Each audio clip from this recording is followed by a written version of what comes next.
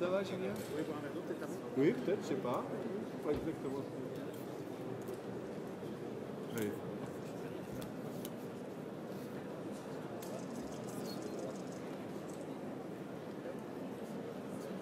Bien, mesdames, messieurs, d'abord, je crois que j'ai bien compris, y compris à vos mines, qui ont l'air un peu... je dois m'excuser auprès de vous avoir fait attendre. En partant à 6 h du matin, ce matin, en quittant mon domicile, et en courant toute la journée, j'ai pas pu faire mieux. Voilà. Mais je connais les responsables. Ils craignent d'ailleurs le retour à la maison, quand on va décrypter la journée qui n'est pas finie. En tout cas, je pensais à ce moment que j'ai souhaité, avec, je ne sais pas si ça se dit, mais enfin, en tout cas, avec beaucoup de bonheur. J'ai d'ailleurs déjeuné l'année dernière, j'avais demandé à déjeuner au Salon de l'Éducation avec, dans le jargon de l'Éducation nationale, des enseignants innovants, bon, qui pratiquent le numérique. C'est quand même une bonne nouvelle, ça existe en France. Bon. Aujourd'hui, c'était avec ceux qui développent, ou en tout cas sont ceux qui avancent sur les questions d'égalité filles-garçons, qui sont au cœur, vous le savez, de ce Salon de l'Éducation. Ce genre de moment, on s'instruit beaucoup et nous portons, vous le savez, le projet d'un service public du numérique éducatif, d'une filière complète du numérique éducatif en France. Ça va évidemment de la nécessité du très haut débit dans le maximum d'endroits jusqu'aux pratiques pédagogiques. J'ai souhaité d'ailleurs, et c'est une chose qui est en train de se mettre en place, et c'est au cœur des discussions que j'ai ouvertes avec les syndicats lundi dernier, que les enseignants qui sont engagés, qui peuvent aider les autres parce qu'ils ont acquis dans leur façon de travailler eh bien, certaines compétences, puissent en faire profiter les autres et à ce titre avoir des statuts qui leur permettent. Et donc je souhaitais aussi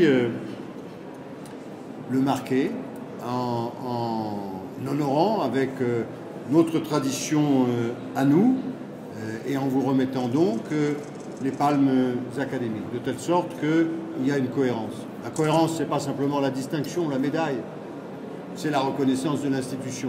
Elle n'est pas méprisable, mais c'est en même temps la cohérence de tout ce que nous faisons et tout ce que nous devons faire pour que l'éducatif numérique se mette en place dans notre pays. On n'est pas si en avance que ça. Donc il faut mettre les bouchées doubles. La refondation de l'école de la République, certains croient refondation République, c'est vieillot. Non, on fait l'école du XXIe siècle.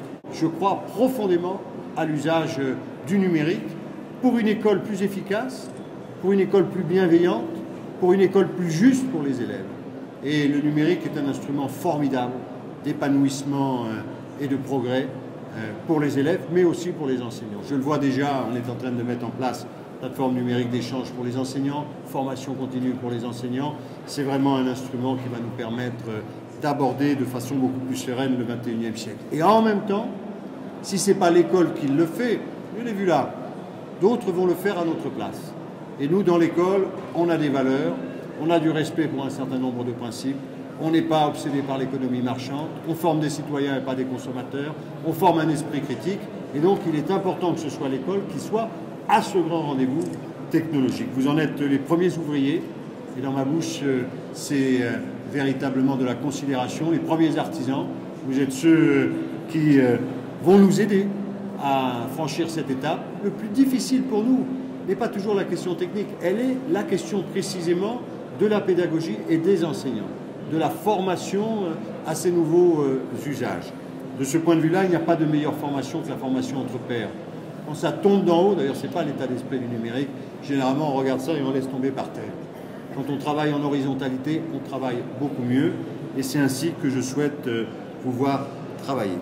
Voilà pourquoi ce moment, même avec le retard, est un moment de bonheur. Et maintenant, je vais appeler chacune et chacun d'entre vous en essayant de dévoiler quand même le moins de sa vie personnelle et intime. Généralement, ça reste assez sobre, les fiches qu'on me prépare. Et en vous remettant ces palmes les uns après les autres. Et donc j'appelle Monsieur François Bocquet. Monsieur Bocquet, vous êtes ingénieur d'études, mis à disposition de l'Université Lyon 1. Vous êtes au cœur des actions du projet éducation numérique en Afrique, qui promeut le développement de ressources pédagogiques indispensables à la transformation des systèmes éducatifs du continent africain. Un des plus grands enjeux pour l'Europe, c'est celui-là. C'est la capacité qui va être la nôtre avec notre Sud de constituer un ensemble, plus d'1 milliard de personnes, au-delà, qui non seulement permettra l'élévation de la rive sud, elle est nécessaire. Je recevais encore à déjeuner l'ambassadeur d'Algérie avant-hier, après avoir vu le ministre la semaine dernière, le ministre du Brésil aussi. Et l'enjeu majeur pour ces pays, c'est la formation de leur jeunesse. Et nous, ceux qui nous demandent, surtout les Algériens, ce n'est pas de l'argent, c'est d'abord de la formation. C'est un enjeu évidemment économique, on ne parle que d'économie. Enfin, c'est un enjeu démocratique, c'est un enjeu social, c'est un enjeu géostratégique. Donc c'est un enjeu considérable. Dans le cadre de ce projet, les missions que vous exercez vous conduisent à faire de la veille scientifique et technologique, à animer des colloques et à encadrer de nombreux stagiaires. Vous êtes reconnus de tous pour votre engagement, la qualité de votre travail, le dévouement qui est le vôtre à ce que vous servez pas seulement comme un métier, mais comme une cause. Et ceux qui ont la chance de travailler et d'œuvrer à côté de vous, généralement, ne s'en plaignent pas. Et donc moi, j'ai l'honneur, comme ministre de l'Éducation nationale, de vous élever au grade de chevalier dans l'ordre des Palmes académiques.